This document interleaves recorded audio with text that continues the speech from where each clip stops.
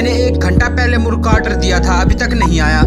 Waiter, जनाब थोड़ी देर और सब्र करें, पड़ोसियों का मुर्ग पकड़ना आसान काम नहीं है।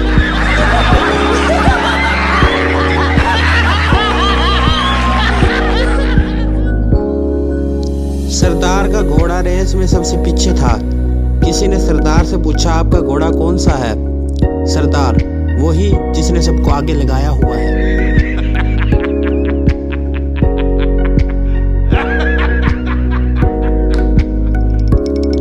एक उदास लड़का दरिया के किनारे बैठा दरिया में पत्थर उछाल रहा था। कुछ देर बाद एक मगरमच्छ ने दरिया से मुंह निकाला और बोला, जरा अंदर आ, तेरी उदासी कटा, वट्टा मार के निके मुंडे दा सर फाड़ दिता है।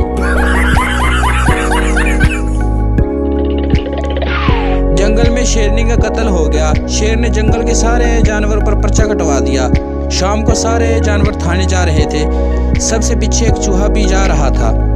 गिद्दड़ ने से पूछा, तुम किधर जा रहे हो?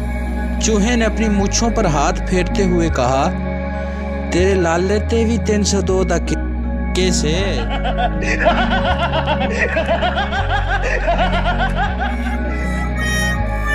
सरदार को एसएमएस आया, अगर आप ज़हीन हैं तो 200 का बैलेंस भेजो, अगर अक्लमंद हो तो 300 का बैलेंस भेजो।